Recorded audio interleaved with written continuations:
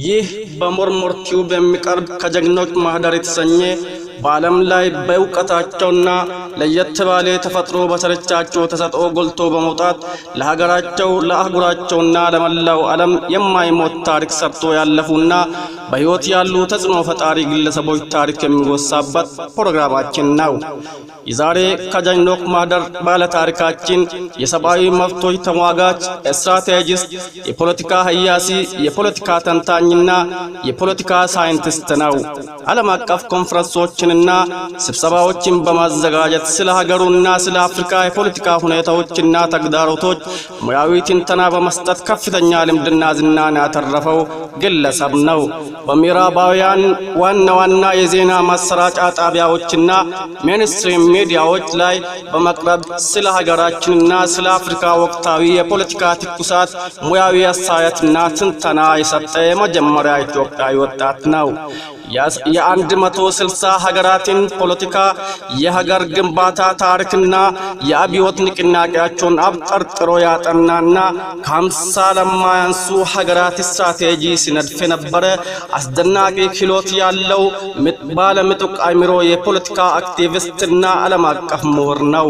ዓለም አቀፍ የኦሮሞ ወጣቶች ማህበር መስራች፣ የኦሮሞ ፈርስት ኮሚኒቲ ዓለም አቀፍ ንቅናቄ ቀማሪ፣ የኦሮሚያ ሚዲያ ኔትወርክ መስራች እና ስራ አስፈጻሚ የነበረ የቄሮ ትግል መሪና አደራጅ ነው። ቢሩ የማይነጥፍና የማይታክስ ጸሐፊ፣ በሰላ ቢሩ ጠላትን በመቅጠም ድል ነሳ፣ አንደበተርቱ ከአንደበቱ በሚፈልቁ የእውነት ቃላትና በታጠቀው የሐቅ ሰይፉ የሐሰት ትርክቶችን አንገት የሰየፈ ደፋር፣ ቆራጥ፣ ልባም፣ ከምንም ተነስቶ ሚሊዮኖችን ከጎኑ ማሰለፍ የቻለ ከአሸናፊነት ስነልቦና ጋር የተፈጠረ የ21ኛ ክፍለ ዘመን የኦሮሞ የትግል ፈርጥ የዘመናዊ ፖለቲካ ፈላስፋና የወጣቶች ቁንጮ የሆነው የኦፌኮ ፓርቲ አባልና የሰላማዊ የፖለቲካ አብዮት አቀንቃኝና ቀማሚ ጀዋር ሲራጅ መሐመድ ነው። ክብራና ክብራት የፕሮግራማችን ተከታዮችና አድናቂዎች ሰላምና ክብር ለእናንተ ይሁን እያለን ከጀዋር የግል ማህደርና በሱ ዙሪያ ከተጻፉት መጣጥፎችና ቃለ መጠይቆች በመቃረም ያጠናቀርነውን ታሪክ እንደሚከተለው እናቀርባለን። ተከታተሉን። ጀዋር መሐመድ ተጽዕኖ ፈጣሪው አክቲቪስት፣ ኃይለኛ ሁለገብና የብዙሃኑ ኦሮሞ ወጣቶች ተወዛጋቢ ፖለቲካ አዲስ ገጽታና ውጤት እንዲሁም የዘመናት ጭቆናና ሮሮ ያፈራው የኦሮሞ ወጣቶች ፊት አውራሪ ሰላማዊ የሆነን የትግል ስልት በመንደፍ የህዝብን አሸናፊነት የአምባገነኑን መንግስት መንኮታኮትና ውድቀትን ያፋጠነው ጀዋር መሐመድ በኢትዮጵያ ውስጥ ለተፈጠረው አንጻራዊ ለውጥና የዲሞክራሲ ጭላንጭል ምክንያት የሆነ ወጣት ነው። በመላው ዓለም በተዘረጋው የግንኙነት ሰንሰለቱ ከአሜሪካ እስከ አውሮፓ እንዲሁም ከአፍሪካ የተለጠጠና ብዙ ሊቃን ወጣቶችን ከጎኑ እንዲሰለፍ ያስቻለ መሆኑ የሚታመን ሲሆን ጀዋር መሐመድ ሐሳቡንና እይታውን አያሌ ተከታዮቹ ወዳሉበት የማስረጥን ጥበብ ፍጹማዊ ያደረገው ኦኤምኤንን ጨምሮ በርካታ የመገናኛ ብዙሃንን በአግባቡ መጠቀም የመቻል ሙያዊ ብቃቱና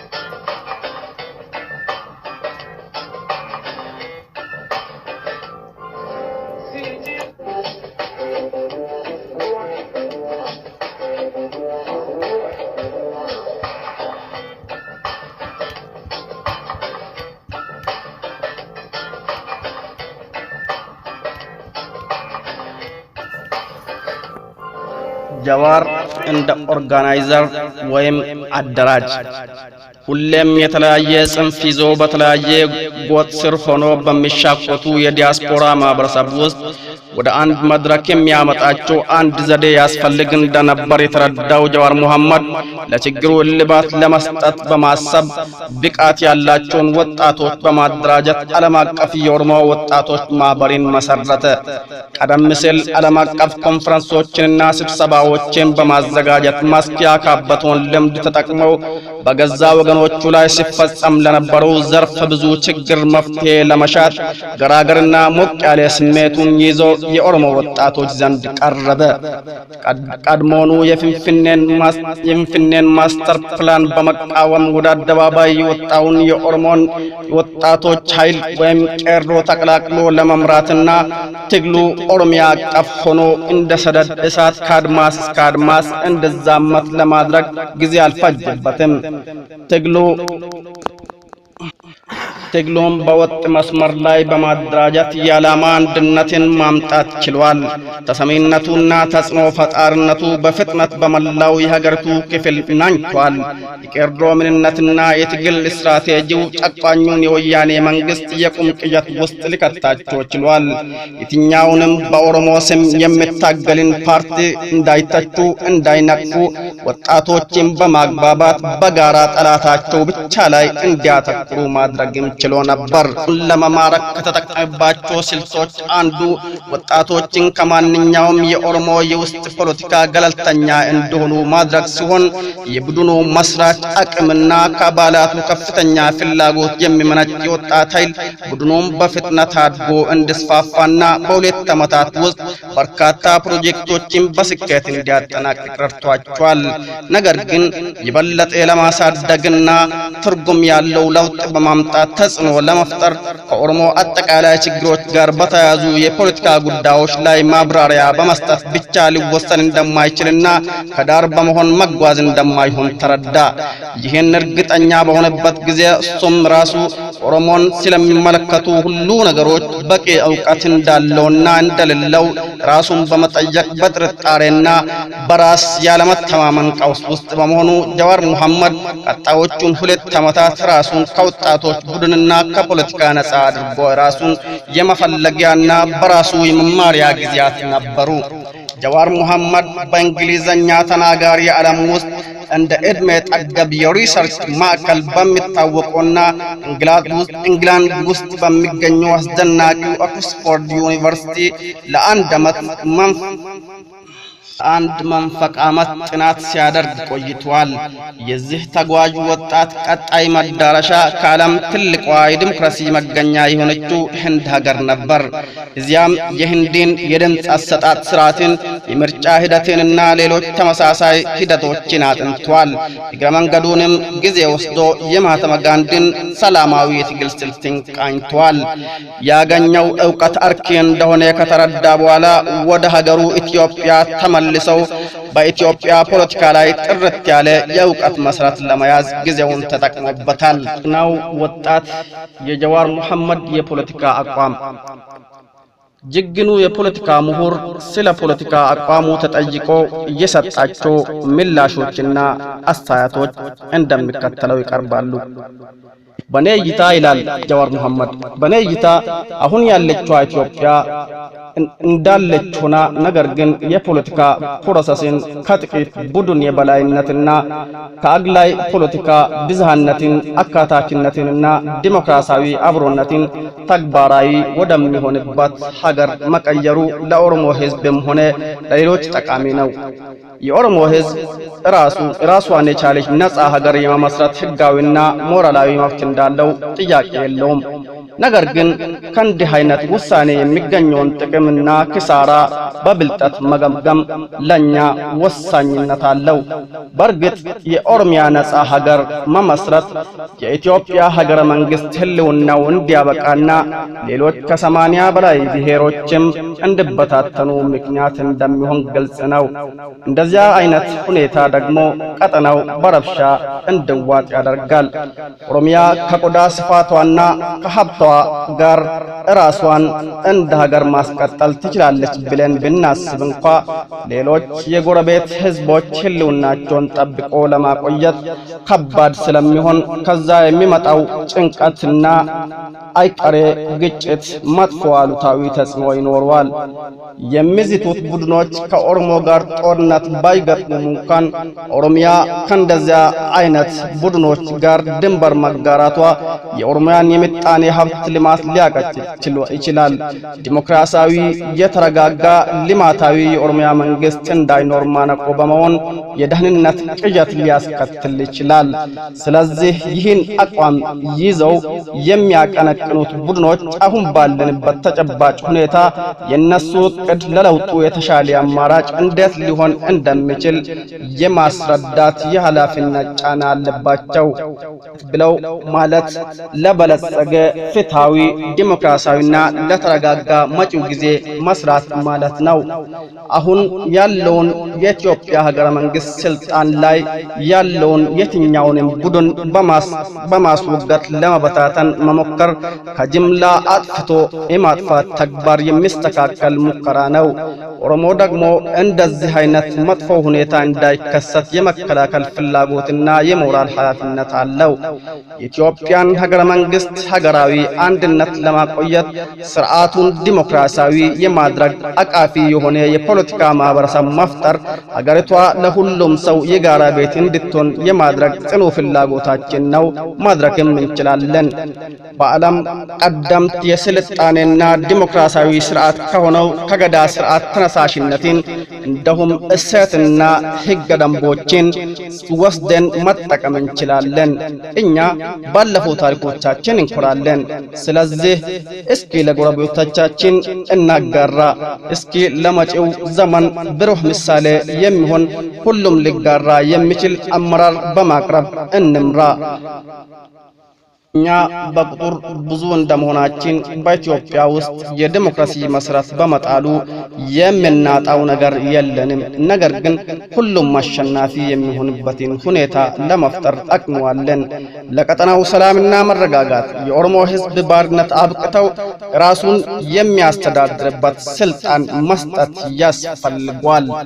የጀዋር መሐመድ የተጽዕኖ ፈጣሪነት ኃይል። ጀዋር መሐመድ በዓለም ላይ በመዞር የቀሰመውን ዕውቀትና ልምድ ከኢትዮጵያ ተጨባጭ ነባራዊ ፖለቲካ ጋር በማገናኘት በደንብ ከተረዳ በኋላ በኢትዮጵያ ስር ለሰደደው የፖለቲካ ችግርና የጀርባ መጻጉዕ ሆኖ ጎብጠን እንድንቀር ላደረገን የፖለቲካ በሽታ መዋቅራዊና ስር ነቀል ለውጥ መምጣት እንዳለበት በማመንና ለችግሩ እልባት ለመስጠት ደግሞ የኢትዮጵያ ምሁሮች ሚና ከፍተኛ መሆኑን ተገንዝበዋል። የተለያዩ ኮንፈረንሶችን በማዘጋጀትም የትግራይን የአማራንና የኦሮሞን ምሁሮች በማሰባሰብ የጋራ መፍትሄ ለመሻት አዋይቷል። ነገር ግን አዲስቷን ኢትዮጵያ እንደገና መስራት የሚለው ሐሳቡ ተቀባይነት ሳያገኝ ቀርቷል።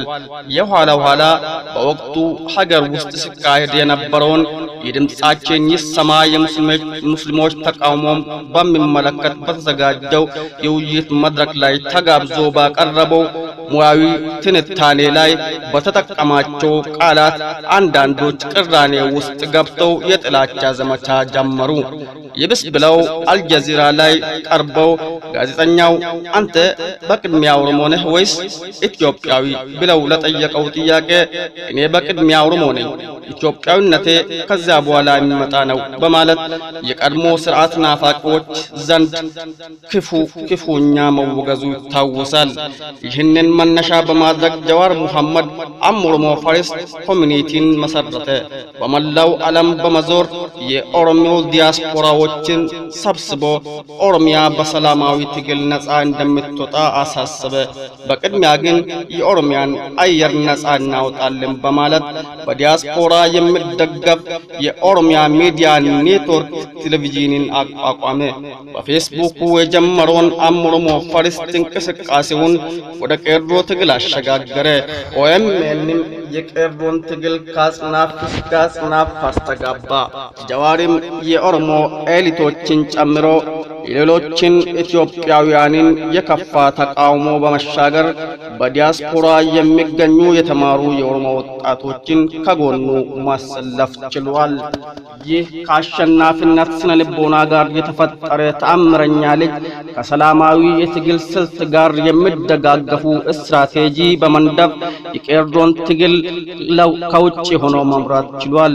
የፊንፊኔ ማስተር ፕላንን በመቃወም የፈነዳው የቄሮ ተቃውሞ ከሀገር ውስጥ አደራጅና መሪ ባጣበት ጊዜ ጀዋር ወደፊት መጥተው የትግል አቅጣጫዎችን በመቀየስ ገዢውን የወያኔ ቡድን እረፍት ከመንሳት አልፎ የመንግስትን ምጣኔ ሀብት በመጉዳት የዓለም አቀፍ ዲፕሎማሲያቸውን በማበላሸት የሰብአዊ መብት ጥሰቶችን በማጋለጥና ዓለም አቀፍ እርዳታዎች እንዲገደቡና ትግሉም ዓለም አቀፍ ትኩረት እንዲያገኝ አድርጓል። በሀገሪቷ ፖለቲካ ውስጥም ሰርጎ በመግባት የመንግስት አመራሮችን እስከ ቤተ መንግስት ድረስ በጥርጣሬና ባለመተማመን ስጋት እንዲናጡ አድርጓል። በመከላከያው ውስጥም ከፍተኛ አለመግባባትና ውዝግብን ለመፍጠር ችሎ የነበረ ሲሆን የኦሮሚያ ፖሊሶች ሙሉ በሙሉ ከህዝቡ ጎን በመቆም ትግሉን እንዲቀላቀሉ ተጽዕኖ መፍጠር ችሏል። ከዛም መንግስት ለመውደቅ ቋፍ ላይ መድረሱን ካስተዋለ በኋላ የኦሮሞ የቀድሞ የትግል አመራሮችንና የኦሮሞ ምሁሮችን ሁለት ጊዜ በመሰብሰብ በሚከተሉት 3 ነጥቦች ዙሪያ ውይይት አድርጎ ነበር። እነሱም አንደኛ ይህ መንግስት ሲወድቅ እኛ ወደ ፈለግንበት አቅጣጫ እንጂ በእኛ ላይ መውደቅ የለበትም። ሁለተኛ መንግስት ከወደቀ በኋላ የሀገሪቱ ዕጣ ፈንታ ምን መሆን አለበት። ሶስተኛ ከዚህ በኋላ የኦሮሞ ሀገራዊና ፖለቲካዊ ድርሻ ምን መሆን አለበት የሚሉት ነበሩ።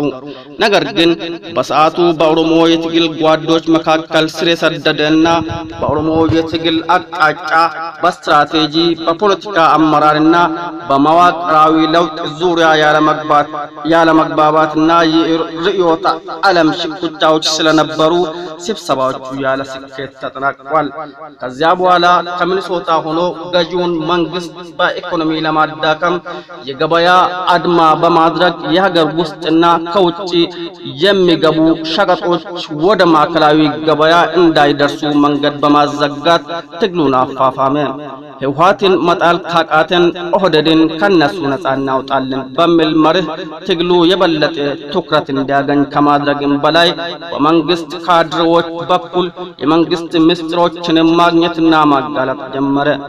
አልሞት ባይ ተጋዳዩ መንግስትም በኦሮሞ ወጣቶች ላይ አሰቃቂ እርምጃዎችን መውሰዱን ቀጠለ።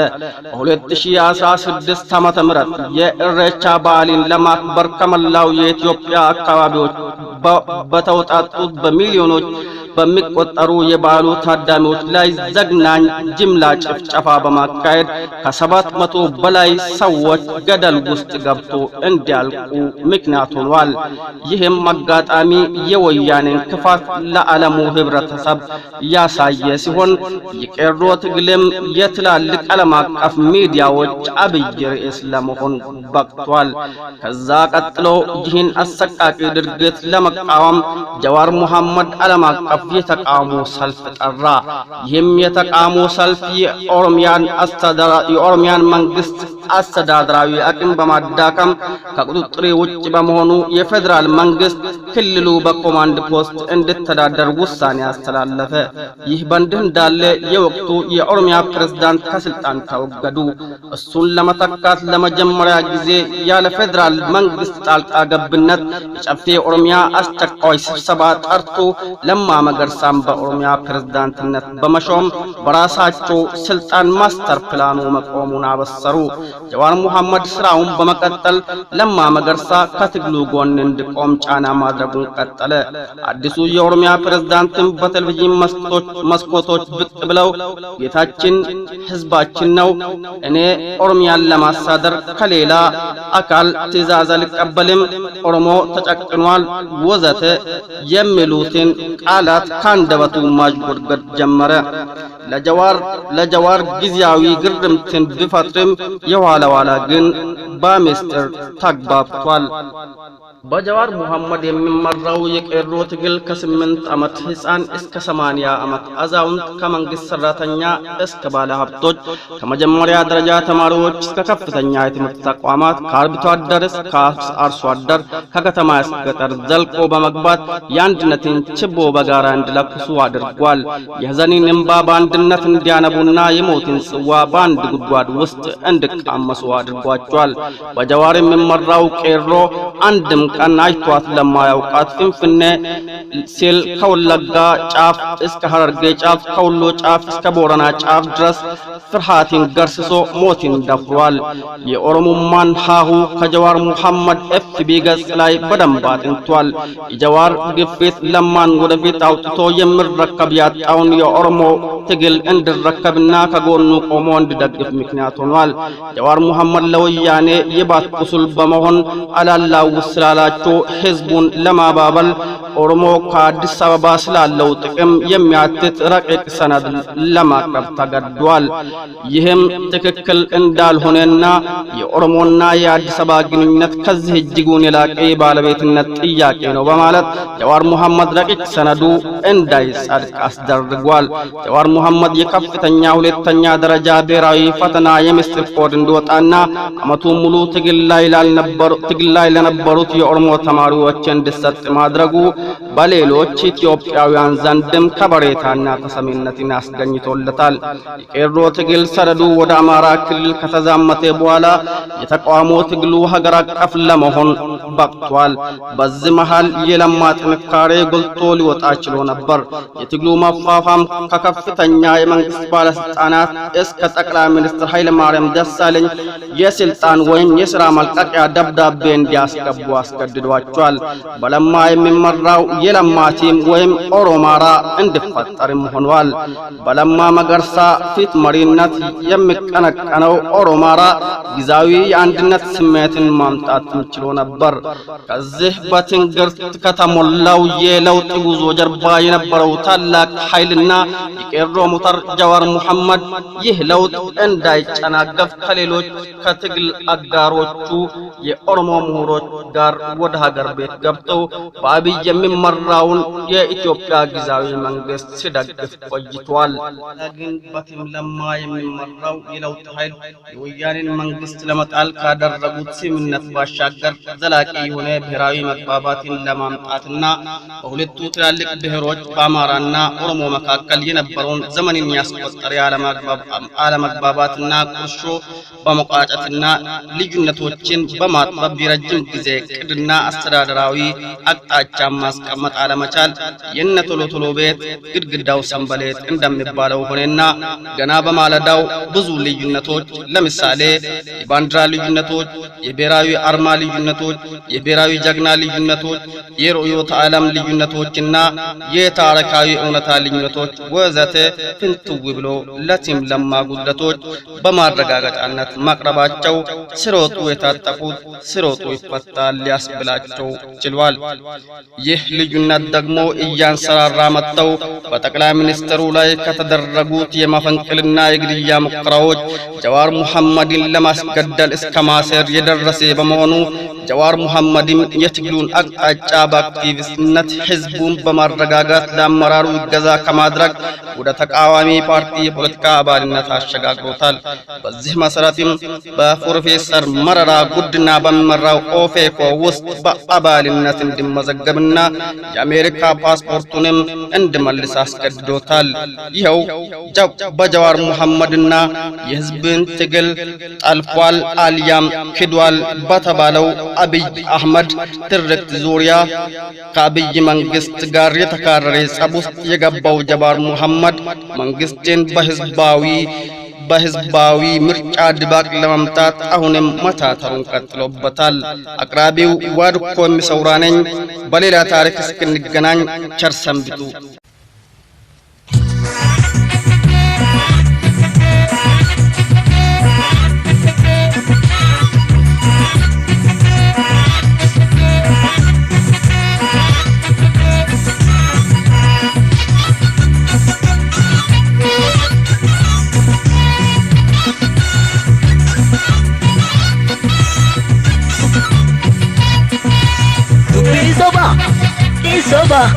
Yo detesti goba, potessi tu, faccaccio tafta fattessi tu, catello tu, ammadessi tu.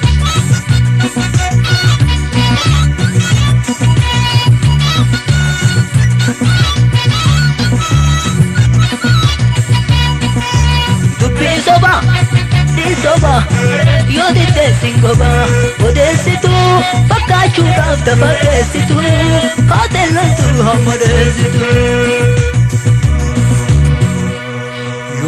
Loli jennandetta, yo sirbi jennandetta, afan kamin sihimnu, gurra kamin nagetta, kamir gabita kette, kabita mirga ketta, ta'i odu afufi, odu hamanu getta, maa ke maka hin qabne, maka basu hin beita, maka ke na furatte, maka ke nurra ketta, gaabin kan ke onagi, kootin tante halaga, fira ke na fakkaate yeesitu nurra dalaga gaabii lafa nu kaayi intureessini eega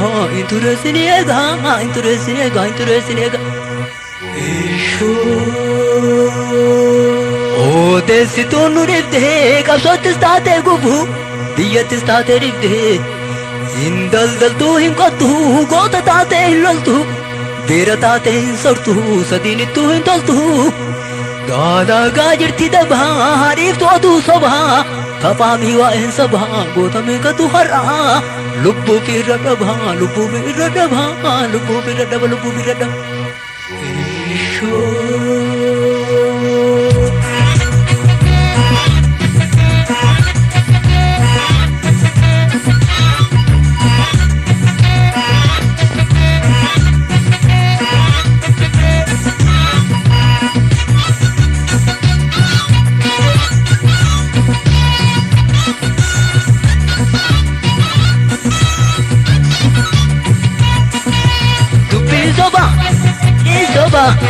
Yo detesti goba, odessitu, faccaccio tafta fattessitu, catello tu, ammadessitu.